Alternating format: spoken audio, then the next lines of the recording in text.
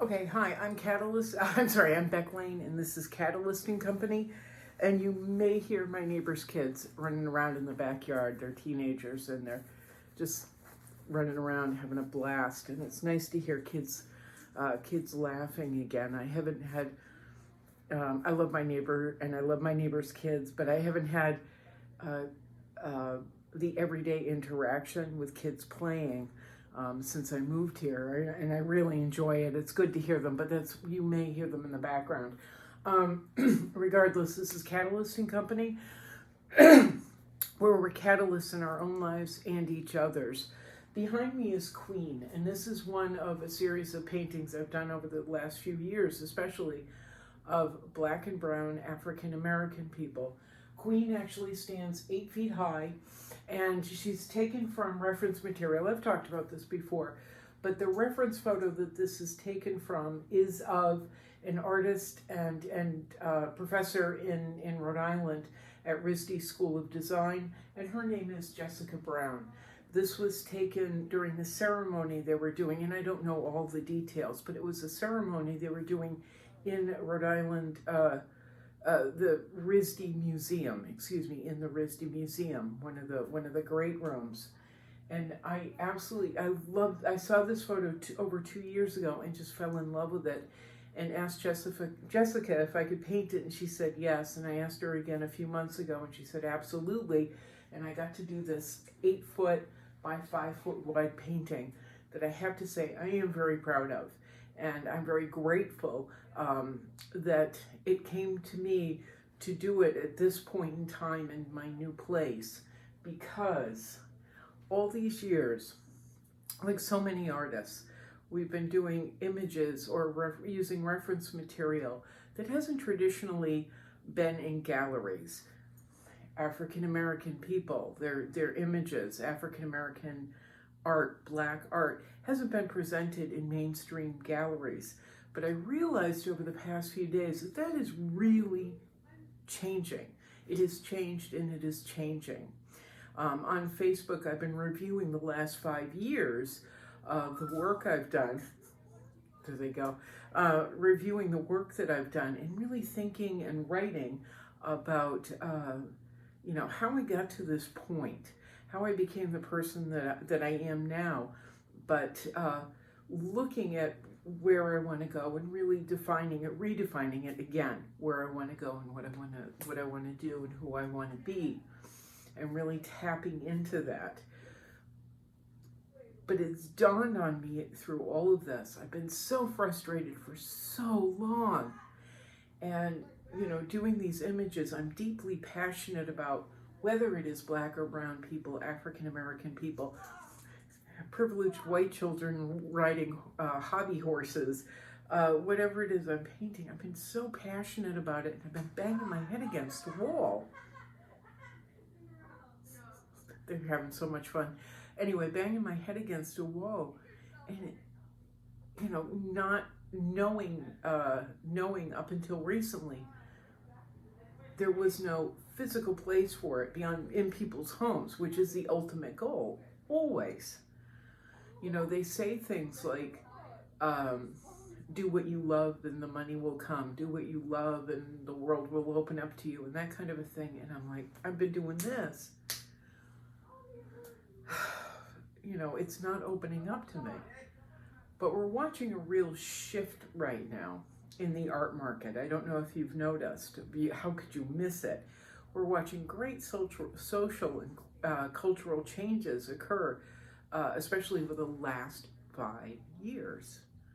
Great social and cultural changes. And African American artists are really being seen now and celebrated, and they're being lifted higher and higher and higher. Their work is becoming more and more popular. It's not that they weren't here for, I don't know, hundreds of years and doing the work. It's just we've had these social norms that have said, no. All these barriers have been put up for these artists and these people. There's some extraordinary artists and people, a lot of have just been left out of the game. But now, the rules of the game are changing and have changed greatly. So I'm very, very excited, and I hope you start looking into it and feeling it too.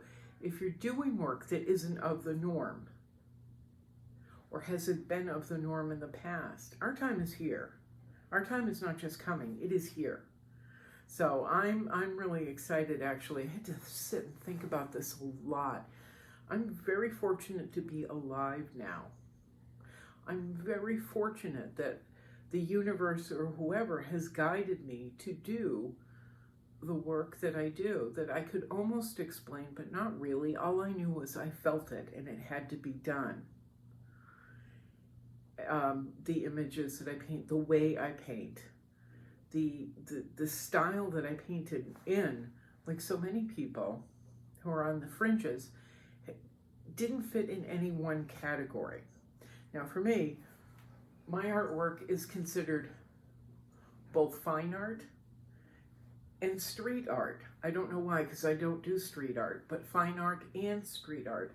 It is a form of abstraction, but also a form of realism. There's a lot of genres that my work can fit into, a lot of ages, a lot of cultures that my work can fit into, like so many people. But it doesn't fit into one tidy little niche package, any of the ones that we've been told in the past that it has to be marketable. Our time is here. Our time is here. So let's jump on it. I know a lot of galleries are they're going to be stuck in that old way mode of basically marketing to white people, Caucasian people, basically marketing to people that are, in my age range, which I'm 58, basically marketing palatable, non-committal art. But what really thrills me is seeing work that expresses it expresses energy that we haven't been allowed to have access to before. The powers that be have said, no, we're going to do, no. This is what is palatable. This is the taste that we are going to sell you. And we are going to ignore everything and everyone else. I just love seeing all the materials that are being used and just things that are being expressed in a whole new way. It will in the end be up to the sellers and the tastemakers and the museums to kind of categorize our work, put it in a nice tidy little box that they can then explain to people, this is acceptable. But you think about this. How incredible is it to be an artist right now? How proud are you to be an artist right now at this point in time, when the world and our communities and our cultures, we're all rethinking who we are and who we have been. We're rebuilding ourselves as individuals and as communities. And it's a fantastic opportunity to become and be something totally new. And we haven't seen a revolution, in my opinion, we haven't seen a real revolution like this since, for me, I would say the industrial age, when cadmium paints were first created.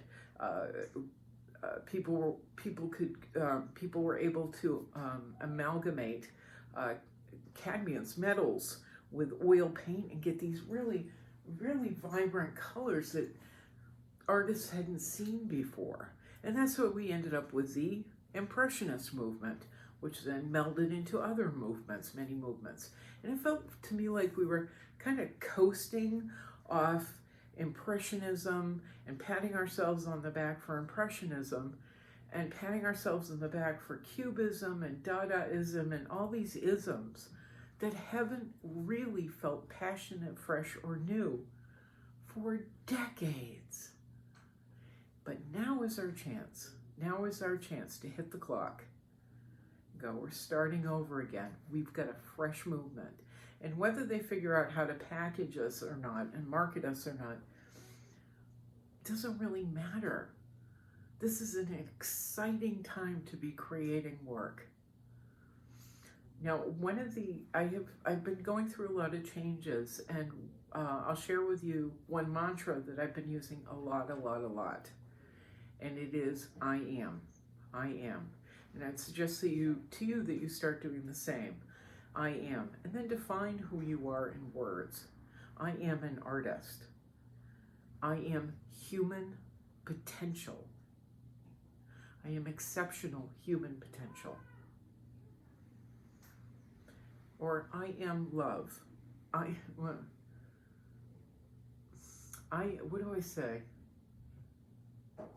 I love. I'm sorry. This is one of my mantras, and I haven't said it out loud to anybody before, so it's a little embarrassing. But I love. I love that I am. I love that I am an artist. I love that I am an exceptional artist. And I do a lot of these affirmations, which I hate to say because it's so cliche, it's so absolutely cliche, but they are affirmations. I love that I am exceptional. I love that I am highly collected. I love that my work is sought out by buyers and collectors.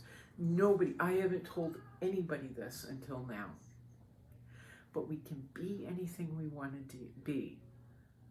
First, we have to know. So my suggestion is start defining yourself. Take this opportunity at this point in time in history, when everything is changing, define who you are to yourself and really dive in deep. All right, I'm Beck Lane. This is Catalyst & Company. If you'd like to help support Catalyst & Company, all the links are down below, including Cash App, PayPal. What was that? Cash App, PayPal, TeePublic, where you can buy a lot of my work printed on t-shirts and hoodies, etc. And then there's also the links to my galleries and sellers, and reps. So if you would like to purchase, if you'd like to inquire about purchasing Queen or any of my other paintings, J. Louise, Chasen Galleries, and Raphael Coelho. All their info is down below. We're more than happy to talk to you. It's kind of exciting. It's kind of exciting to be an artist right now. Took a while for me to get there, but it is. It really is. All right, ready? Ciao. Ciao. Here we go, Carrie. Meow, meow, meow. Boink.